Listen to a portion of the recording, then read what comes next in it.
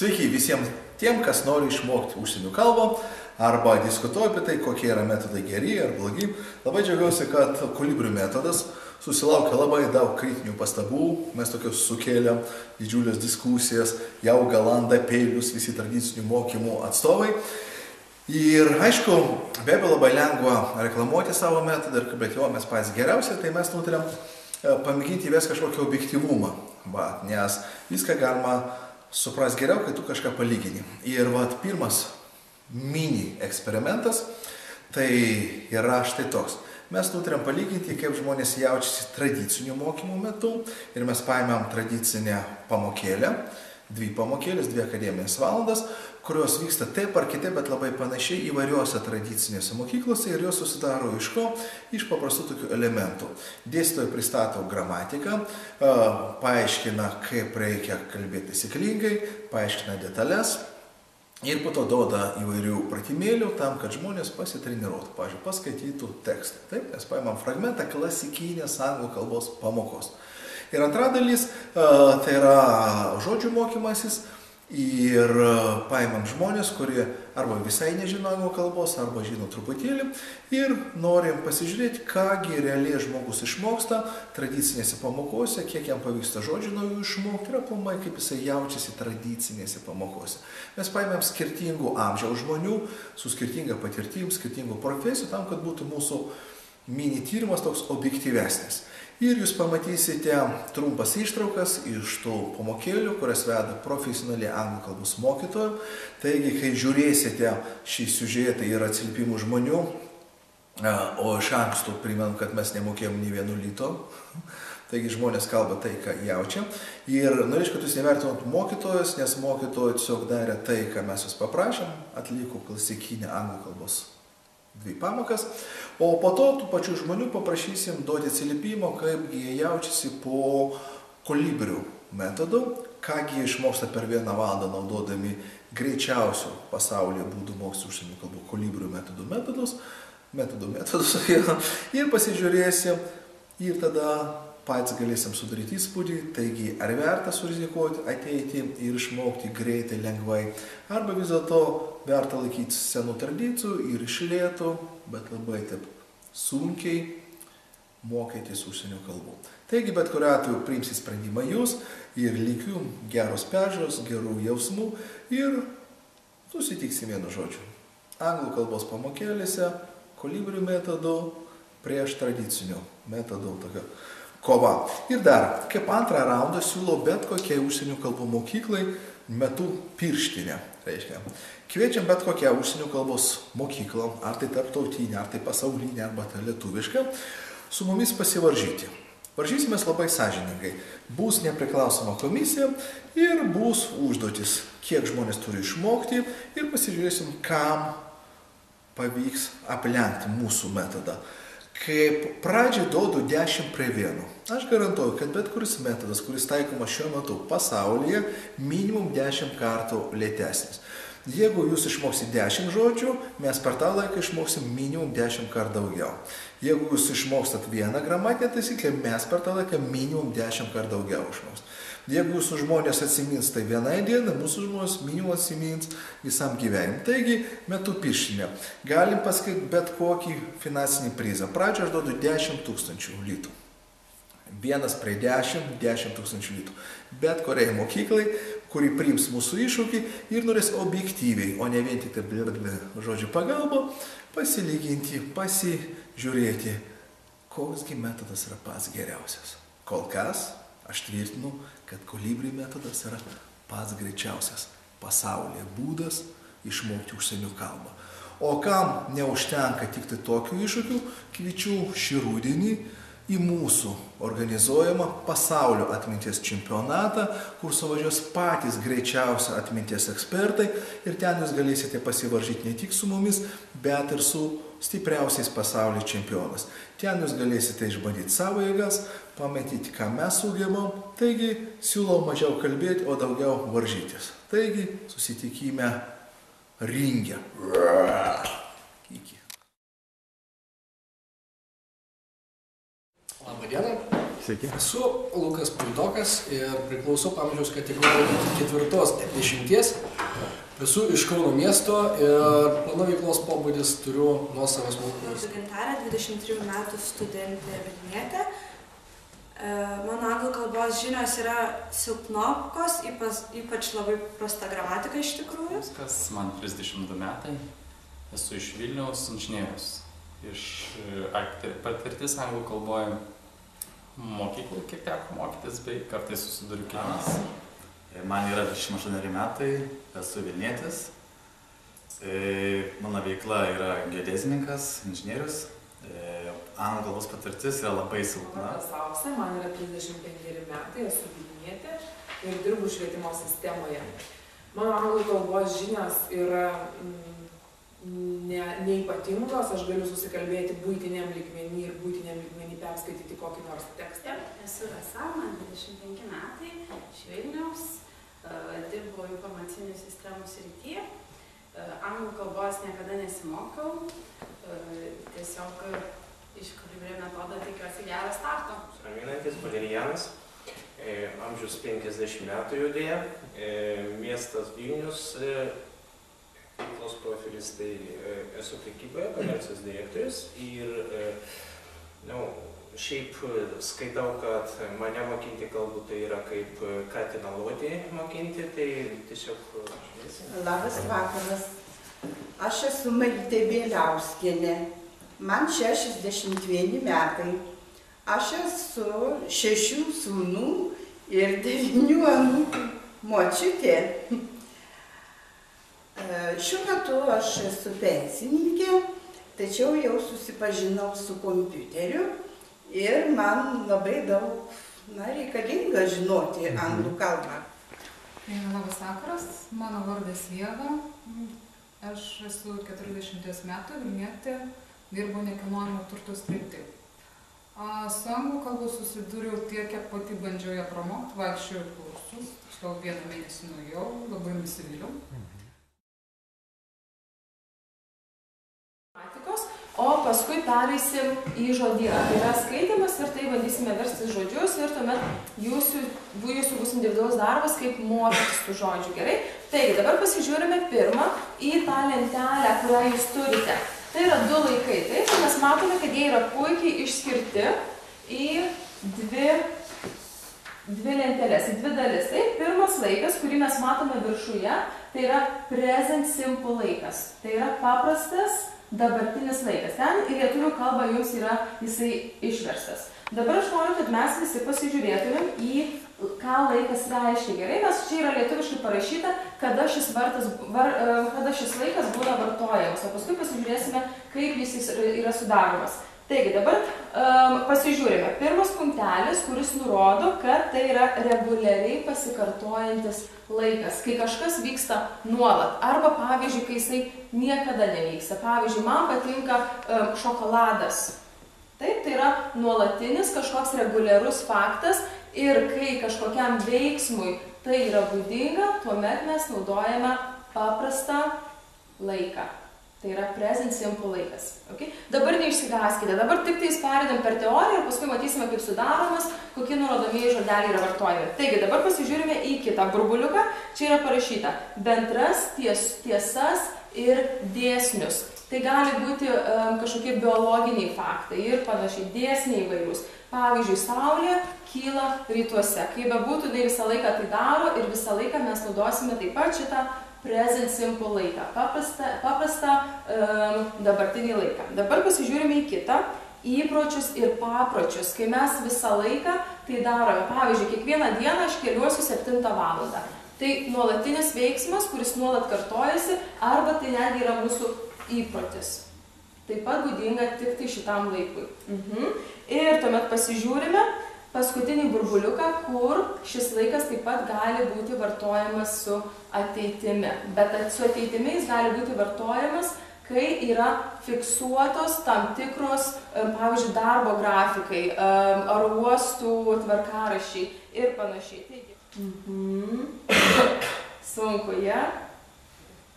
Aha, bet esmė, kad atskirtumėt, kad yra nuolatinis veiksmas ir kad tai yra tik tais laikinas dabarties. Nes vienu žodžiu, jeigu reikėtų apibūdinti, čia yra nuolatinis veiksmas, šitas laikas yra laikinas. Jis turi rėmus, šitas rėmų neturi. O kaip tada suformuluot, ar aš miegu? Aha, pabandykit. Nu, pagal tą logiką. Taip. Sleeping. Taip, am I sleeping. Viskas, voilà, taip ir yra. Am I sleeping. Good. Ir dabar greitai pasižiūrime į pavyzdžius, bet gal laiką taupant mes visų pavyzdžių nepažiūrėsime. Ok, bet geriau šitus žodelius pasižiūrėtusime nurodomuosius. Taigi, pirmas pavyzdys. Look, yes, it's raining again. Žiūrėk, vėl lyja. Ir matome, kad it's raining again, it's mes paėmėme it, nors mes lietuviškai nesakom, tai lyja vėl, mes sakom lyja ir viskas, o jie sako, tai lyja vėl. Nu, kažkaip keistai, yes, but it's raining again ir mes suprantame, kad tai taip pat vyksta tik tais dabar, tik šiandien. Okay? Antras, what are you doing now? What does that mean? Ką tai reiškia? Ką tu dabar darai? Taip. Ką tu dabar darai? I am revising for exam. Revising tai ruošiuosi, mokusi, kartojuosi. Aš kartojuosi egzaminui, jas mokinuosi egzaminui. Ok, ketvirto nepabaigsim, dabar žiūrim nurodomieji žodeliai. Now, yes, dabar, still. Yes, they are leaving the house. Kodėl? Dėl to, kad they yra jie. Jų yra daugiskaita. Taip. O kodėl present continuous? Look yra žodis. Yes, dėl to, kad look, ir mes kažkaip emociją išreiškime, žiūrėk, ne? Mes iš karto suprantame, kad tai kalbamuoju metu vyksta. Look. Good. Dabar trečias. Cycle padėsiu, tai yra minti dviračių, važiuoti dviračių. Ok, kaimynė gal jūsų pabandys, mergaitė? Tai Brian cycles S galūnė tiesiog. Taip, šaunuolė, tik tais S galūnė. Kodėl? Nes reguliariai, kiekvieną dieną. Taip, mes turime nurodomą į žodelį, kuris yra every day. Jas tai reiškia, kad kiekvieną dieną. Neaišku? Aišku, good. Tai pabandykite trečią tuomet. Perskaitykit, neskubėkit ir tuomet pasakykit. Samantha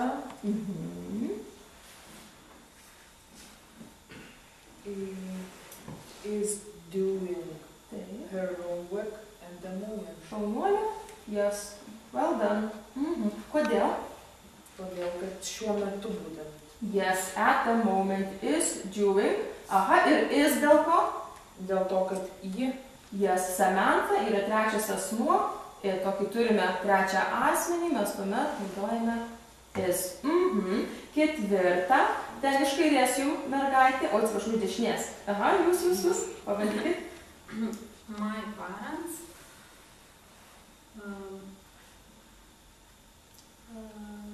are shopping right now. Yes, good. Are shopping right now. Kodėl? Ne, dėl now. Yes, now, because of now. Jūs, prašau, pabandykit. 5. He was his entrance in the referendum. Daug žmonių mano,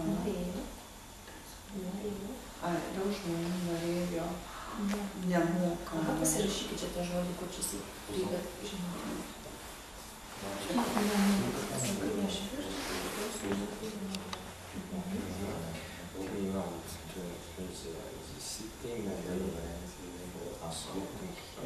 Čia jis kažkas monė, tai čia yra.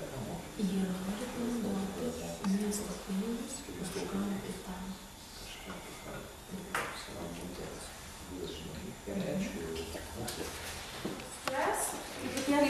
Kiekvieną vaiką klausinėsiu, gerai? Tai va, tuomet pradėsim nuo šio vaikinuko, gerai? Dabar kaip pasakyti mokesčiai. Taxes. Good. Referendumas. Referendum. Aha. Pertempti. Pertempti? Aš nežinau, to žodžio lygtais nebuvo čia. Buvo. Pertempti. Viena iš reikšmių buvo. Pertempti. Net nepastebėjau. Aš ir pertempti. Teks. Taip. Bet ta prasme, kaip sakyti, tai yra pagrindinė to reikšmė. Taip, pagrindinė yra. Taip, faktas, bet... Aha, gerai, einam toliau. Persodinti. Transplant. Good. Pasimetęs. Pasimetęs? Aha. Žiūrėkit, čia viena iš tų pagrindinių. Lost. Yes. Tik tai cleanest. Mano tarmė mano taip. Pabandykit pasakyti. Cleanest. Cleanest capital. Yes, cleanest capital. Capital. Pakartokit. Cleanest Yeah. capital. Good. Yes, sutelkite. Cleanest. Dabar visuomeninis. Public. Aha. Yes, public. Okay. Sostinė arba kapitalas. Public. Jūs vieną tik skaitėte tekstuką, taip? Vieną ir kitus, bet žinot, taip aš neatsimenu greitai. Gerai. Bet pabandysim gerai, nes visi bando. Kaip būtų vagonėlis arba vagonėliai? Aha, iš pirmo čia. Trams. Yes, trams, okay. Referendumas. Referendum. Yes, referendum, okay. Visuomeninis.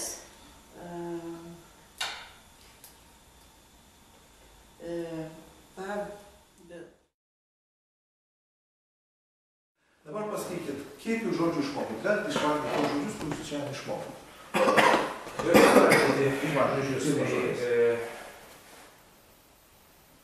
Jau pamiršau. Šiaip, tax, pavyzdžiui, ką tai reiškia? Tai yra mokėjimas, tai yra capital, tai yra sostinė arba, kas tai buvo,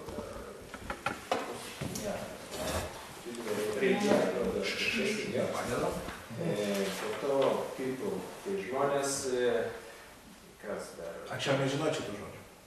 Pasport, tai pašportas, ta prasme, kas dar? Bas. Dabar jūs mokytės ir gramatikos, teisingai? Mokytės. Ką galite išgramatikoti, pavyzdžiui, keletą tuose dviejose laiko formose, kurios, kaip vadinasi tos formos? Yra tas faktas. Ne mano dalį, o ta, kurią jūs nežinome. Jo, nežiūrėdami užrašus, kaip vadinasi? Nežiūrėdami. Tai yra dabartys, kur mes veiksmą. Kiek angliškai šitas laikas? O nepamenu tikrai. Aha. Nepamenu. Ir galite pavyzdį angliškai duoti va šito laiką, kurį jūs nepamenu. Angliškai? Jo, sakinį kur nors pavyzdį. Kame laikė, kurį jūs neatsimenat, kaip vadinasi. Tai sakiau, pas mane su anglų kalba, aš iš vis nemokausi. Ne, bet šiandien jūs mokotės, 2 valandas. Tai vieną pavyzdį tokį, prašau. I see tele arba kino. I see, žiūriu, kino. Tai yra dabartis mano. Būsena. O dabar. Ir kitas variantas, tai jeigu ne dabartis, o jeigu kažkas tai vyksta nuolat, pastoviai. Tai kaip tada angliškai? This man is driving car yesterday. Capital. Tai yra ir sostinė, ir didžioji ten. O šiaip kitų žodžių neatsimenu, aš aplamai supratau tekstą vien dėl to, kad pas mane yra gyvenimiška patirtis ir yra tarptautinių žodžių, kurie panašus tik dėl to. O šiaip aš labai mažai atsimenu. Iš tikrųjų mažai. Sakysim, iš gramatikos aš kaip tik užsipainėjau, nes tą patį dalyką aš mokausi savarankiškai ir ten knygutė buvo kitaip išaiškinta. Dabar kaip ir tai mokėjau, man reikėjo vėl kažkaip iš naujo mąstyti ir aš supratau, kad nemokau. Taip kaip čia buvo paaiškinta. Ir aplamai gal reikia iš vis vieną laiką mokintis, o ne 2, kurie susipainioja. O daug pasitikėjimų buvo dėl sekančių pamokų tradicinių būdų? Net neplanuoju, nes aš sakau, aš vieną kartą buvau kursuose, tai dar kartą vaikščioti kursus tikrai. Aš iš žodžių tai praktiškai nieko neišmokau. Nu, kai ką žinojau, kai kas nebent ant tarptautiniai kažką girdėjau vieną, kas liečia gramatiką. Galbūt pačią struktūrą, kaip sudaryti, supratau, bet kur naudojama, tai ne. Jūs irgi naudojate anglų kalbą, taip? Praktiškai jo.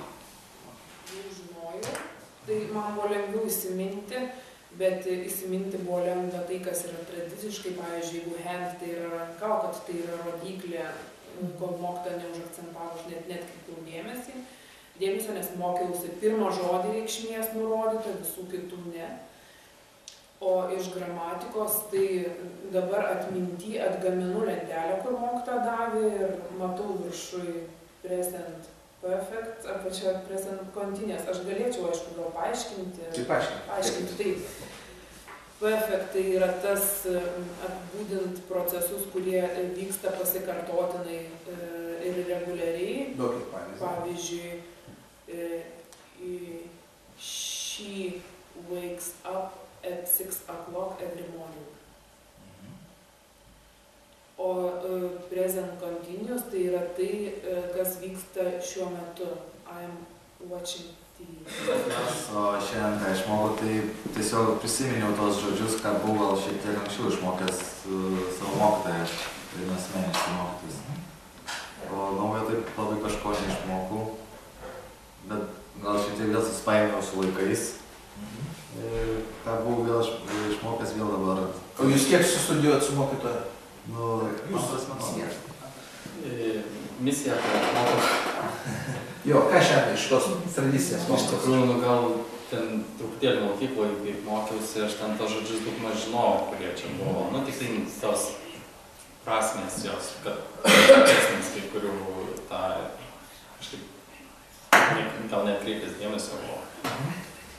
O, nu, tie laikai, aišku, ir patys pratiniai, jie, nu, tik daug maž, nu, irgi tokie kaip ir aiškus, bet ten, jeigu kur toliau, ten tie visokiai, vyna, ką tai man visai, nežinau, aš šitą. Ir dabar žiūrėkit, tradicinių būdų tai yra grupinis užsiėmimas, kas vyksta. Kol dėstytojas klausia vieno žmogaus, ką kiti daro? Nuobodžiauja ir jie klausia, kas kaip kitas kalba netaisyklingai. Ir daugelis mokyklų sako, pas mus yra labai individualus darbas, tik 6 žmonės. Tai reiškia, per vieną valandą kiek man duoda pasisakyti? Geriausiai. Daug dievė 10 minučių, bet realiai mokytos pusę laiko šneka, tai daug dievė 1 minutę. Ką aš per tą laiką išmokau? Išmokau 6 variantus netaisyklingus sąvokų. Anglų kalba tai iš mokyklai buvo kažkiek, bet aš tų laikų normaliai niekada ir nemokėjau, man viskas susimaišė. Šiandien irgi man, kad kai paaiškina tą minutę, gerai, bet šiaip man viskas maišus irgi iš dabar. O iš žodžių irgi kažką, daugumą žodžių žinojau. Tai, bet buvo maždaug, kad capital pažiūrėjau, kad čia sostinė, tai aišku daugiau neskaičiau. O kai mokytoja dažnai kartodavo tą žodį, ta prasme visų klausinėjau. Ar jūs tikite, kad jūs asmeniškai galėsit išmokti 130 žodžių per valandą?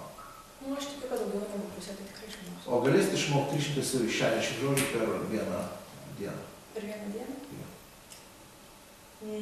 Gal ir galėčiau. Ar tikit, kad jūs galite per savaitę, skaidami 3-4 valandas, į dieną išmokti 2000 žodžių, naujų, kurius nežinau? Per savaitę? Per savaitę. Jo, tai po... kiek čia šiandien? Tikiu. Po 500 žodžių į dieną ir po to dar 2 dienos pasikartojimo. Ar tikit? Astogos Nu, nenuvažiuos? jeigu nieko neveikčiau, tai tikrai tikiu. Ne, veiktum. Ta prasme, išmokčiau. Tai nuolat visą dieną. Jo, tikiu, kad galima. Ir atsiminti. Nežinau, bet nu...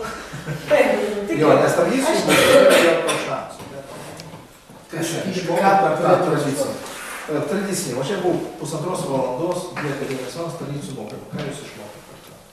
Šiaip išmokti kažką naujo tikrai tai išmokau, nes iki tol buvau šiek tiek pažengęs anglų kalboje, bet kaip sakyti, niekada su gramatika stiprus nebuvau.